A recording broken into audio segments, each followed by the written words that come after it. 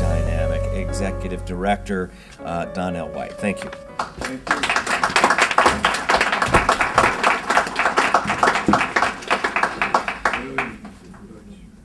Thank you. Thank you, Butch. And with all of that Butch said, it sounds like I need another vacation. It's hard when you think how much work goes into fighting, when it seems as though you're fighting tooth and nail on every side, in the front and from the rear.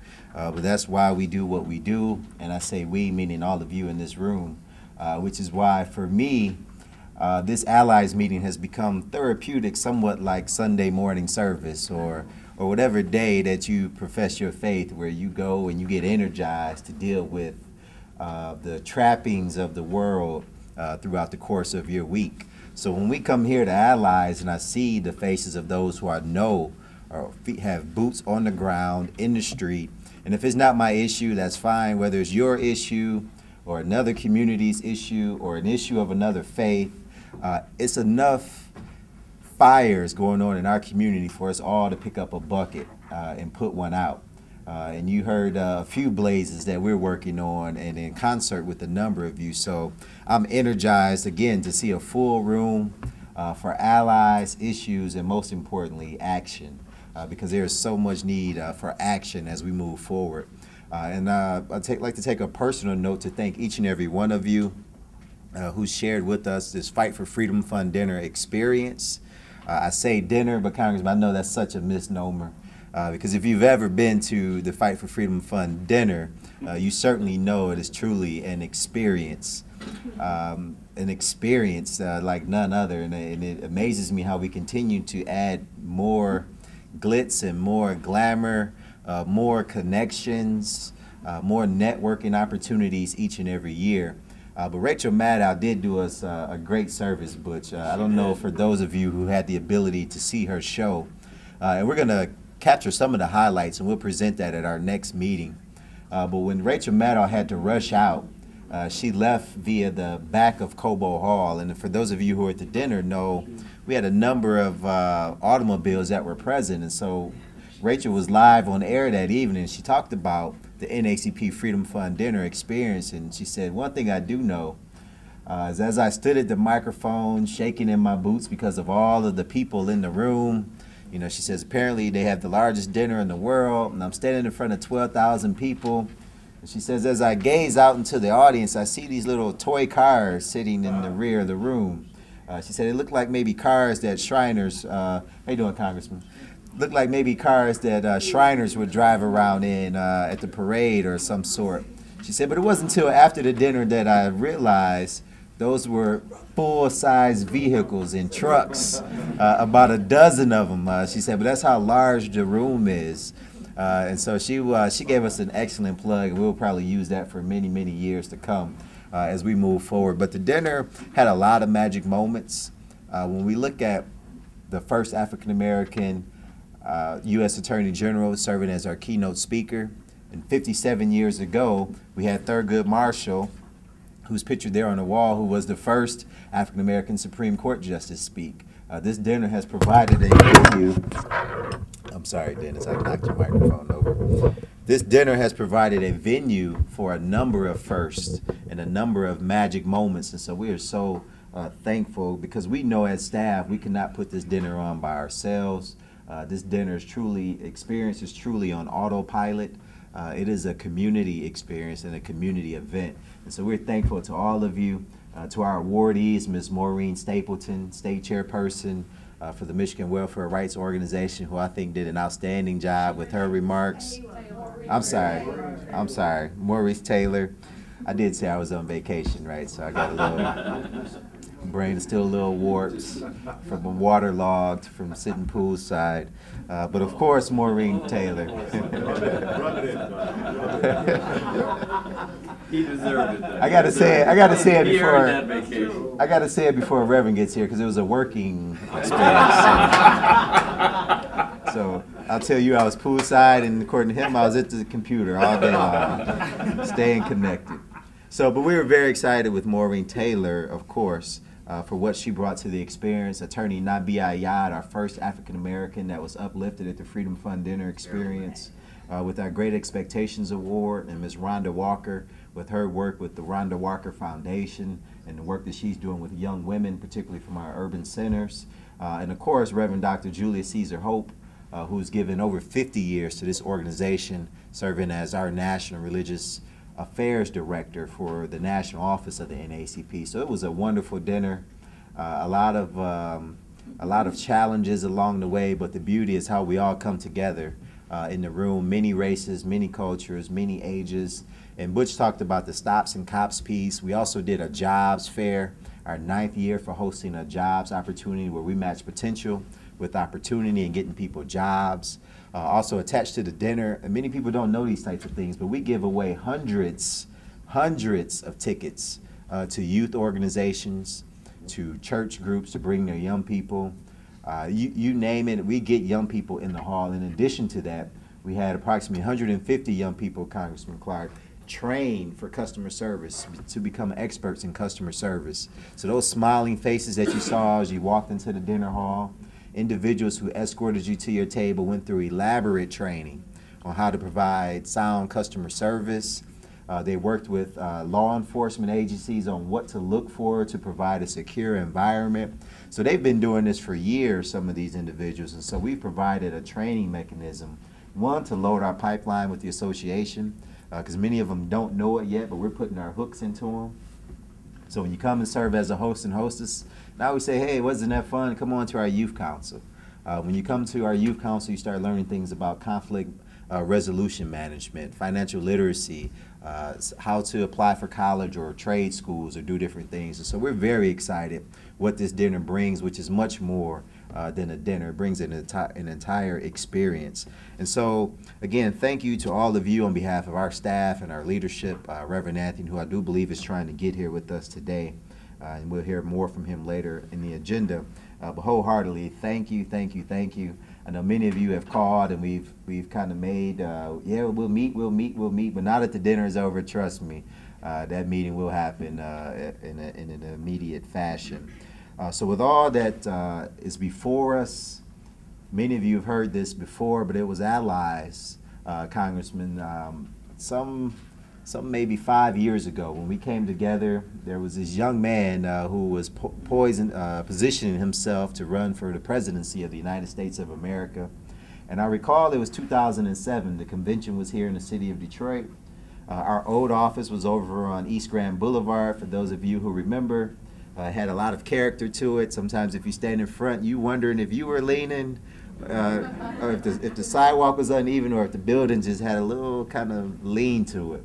But it was home for the NAACP, and we were positioning ourselves to move into this facility because we were hosting the national convention in 2007 right here in the city of Detroit for the NAACP. And as we began to put our best foot forward and roll out the red carpet, it was Hester Wheeler's idea that let's get our new facility ramped up and ongoing. And I was here with a hard hat on, and we were kicking walls down and painting and dusting and doing everything we could. And the office was all ready to go, and he said, let's wait. We'll wait till after the convention, because the convention was so many magic moments were going on. We buried the N-word, and something significant happened. We bestowed upon Congressman Conyers our Spingarn Medal, which is the highest award that our organization bestows upon any individual. And Congressman being definitely worthy of such recognition. But I remember, Congressman, something that you said that day, and you talked about an individual who would rise to ascend to lead this nation. And you said, I know y'all might not believe me now, but trust me. And you said it then, and many believed you, as did I, that we would have a leader for such a time as this.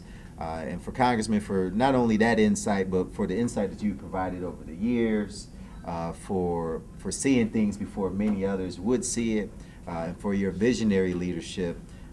I say thank you. The organization definitely thanks you for your input for the NAACP.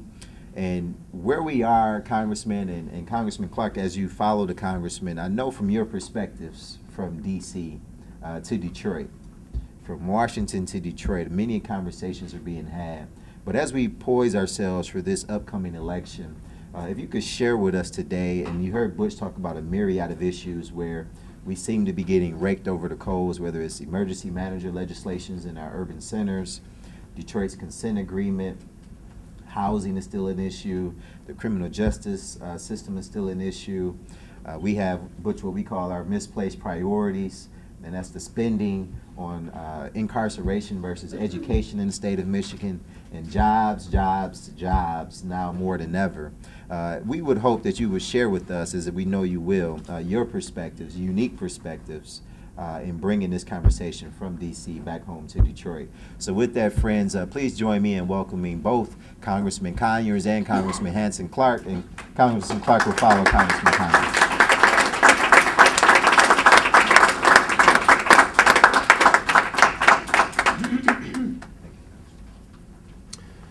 Top of the morning, brothers and sisters. Good morning. Good morning. What a pleasure to be here. I'm going to be brief because all of us have something to say, particularly this new brilliant member of Congress named Hanson Clark that has joined our ranks with a speed and a commitment very seldom seen in the House of Representatives. But first, let's give a round of applause to Reverend Wendell Anthony. Yeah.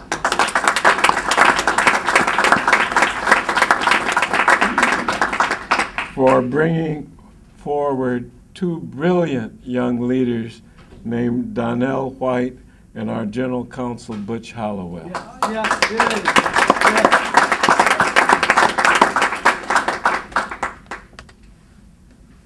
I just want to mention how diverse and powerful this organization is. I am so devoted to the Alliance for Action because in this room, we can change the world. Okay, go back to the nation, to the state, to the city. But this is where it starts. It could start with just a handful of us here, but to have this many people of so many backgrounds, with so much commitment, so much dedication and vision, this makes the NAACP this little offshoot, and it's not little, and it's really not an offshoot, it's a part of the continuing commitment of the longest, most important civil rights organization that's ever existed in this country. And we're all a part of it. Someone mentioned mass incarceration and the war on drugs. And all I want to do is lift up this little piece of it, Hanson, because it's been published. There's a new book out by an author whose last name is Stuntz, S-T-U-N-T-Z. Just came out. It was reviewed in the New York Times or the New York Review of Books. I read them both, and so I don't know which one it came out of.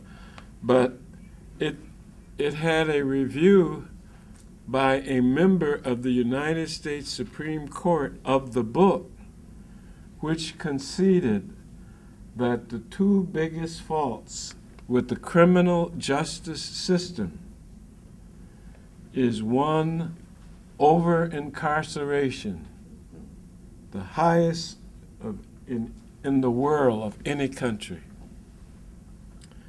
But the second thing was the continued discrimination of people of color in the criminal justice system.